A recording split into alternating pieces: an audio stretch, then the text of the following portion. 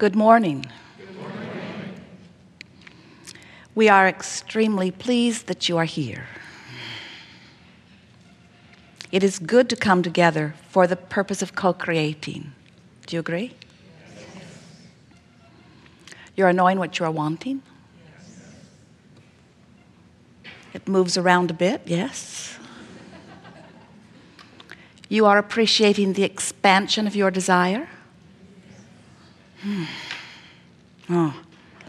You felt such eagerness for standing right on this leading edge spot prior to your emergence into it for that very thing, for that feeling of expansion. You knew that you are an eternal being. Maybe you still remember that, but you really knew it from your non-physical perspective. You knew that you are source energy and that you were coming forth to express that source energy in the physical format. And you knew that you weren't coming forth as substandard, as flawed, as unworthy to try to prove worthiness. You were fully worthy and knew it. And the reason that you came forth into this physical experience was not because you needed to, but because you wanted to. You came forth for the thrill of the tactile, visceral experience of physicality. You see, you are always creator, and you are vibrational much more than you are physical, flesh, blood, and bone. You are vibrational beings.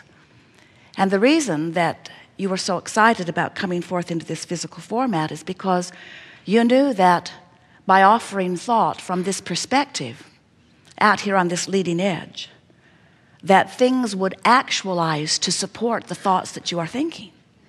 You knew that the thoughts that you think would be managed by law of attraction, and that in this leading edge environment, they would manifest.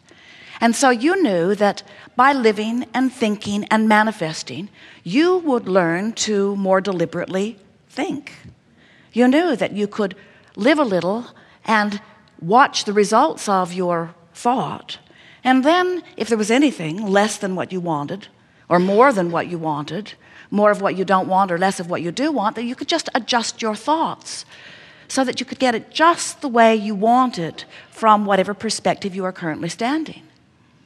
You knew that you would have that ability to think and feel and manifest. We call that post-manifestational awareness. In other words, that's just living and getting and then observing what you're getting and then maybe making a new decision about what you would like to think.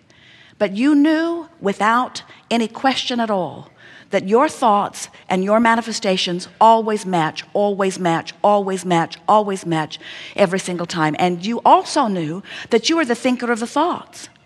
Oh, of course you knew that you would be responding to environment and that you might be influenced by the thinkers of others. But you also knew that you were the only one that could think within you. You knew that you were the only one who could offer your vibration. You knew that whatever you were offering vibrationally would manifest, and you felt such delight in knowing that you were coming forth in order to exercise that understanding. We love it when something manifests and you take stock of what it is, and then you make a new decision about adjusting your vibration. Esther's made a new decision recently after going through a 300 to 400 item punch list on the new house. Unfinished things, they're all finished now, but it was a month of attention.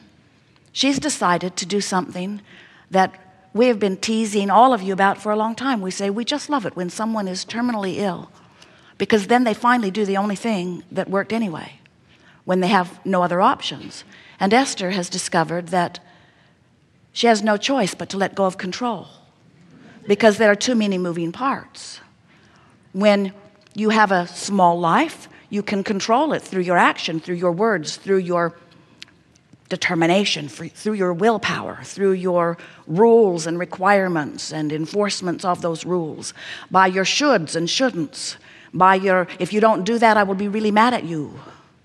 But when your life gets bigger, you begin to discover that there are too many plates to keep spinning.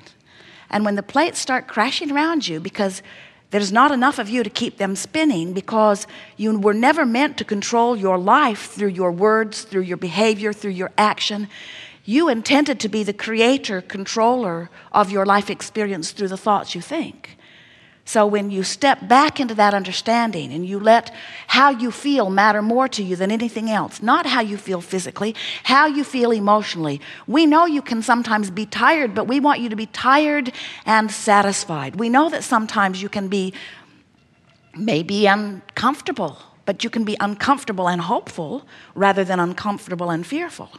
In other words, when you decide that the way you feel emotionally really matters to you, and you make a decision to monitor your feelings and catch them in the earlier subtle stages and head them in more directions of what feels good, now you have harnessed what you knew you would be born with, your guidance system, and most important of all, your pre-manifestational awareness. In other words, you don't feel negative emotion, negative emotion, negative emotion, negative emotion, and then have something turn out bright and fluffy.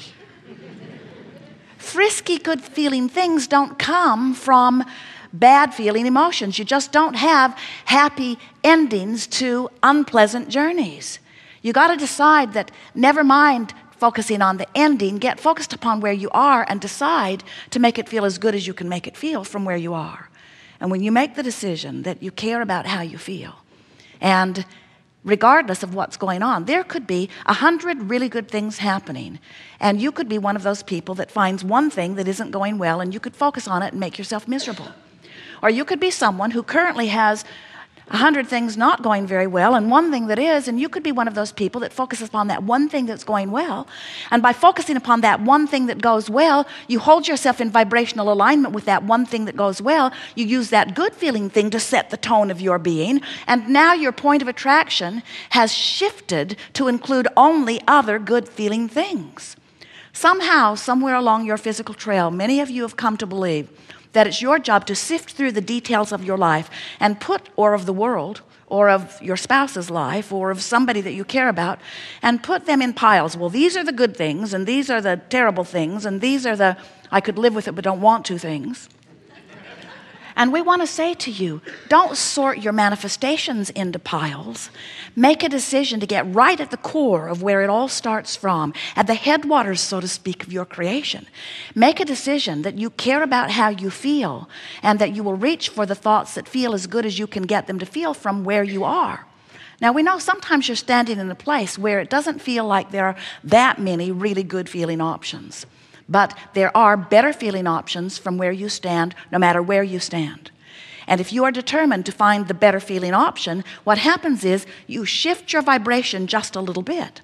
Now, most of you don't really understand how valuable that is, because you don't really understand, most of you, that you are vibrational beings and that the vibration of your being, which is referenced to you through your mood or attitude, is your center point. It's your point of attraction. If you could just get it, that how you feel matters so much, that if you would give how you feel your undivided attention, not with the attitude that somebody else should be different because, oh, when I look at you, I don't feel as good as I felt before I looked at you. I was feeling pretty good, and then you called me or you came by, and then I looked at you, and as I gave my attention to you, now I don't feel very good, so it's up to you to do something different so that I can feel better. And we say, how's that going?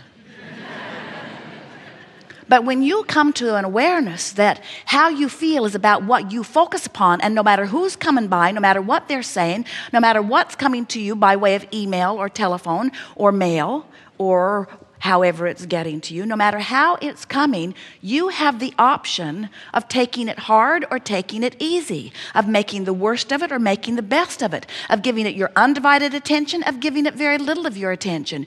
You have more control over your focus than most of you have been exercising. And when you begin caring about how you feel more than everything else put together, so that you exercise your ability to focus upon things that do feel good, you begin to discover that in every particle of the universe, there is that which is wanted and lack of it.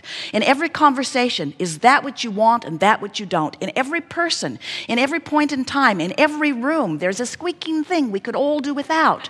In every room,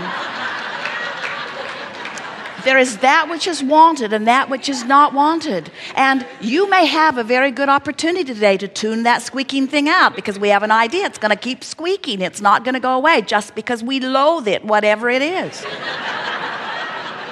In other words, give your attention in whatever segment of your life you are focused to that which is best feeling to you, and tune yourself little by little into vibrational alignment with who you are.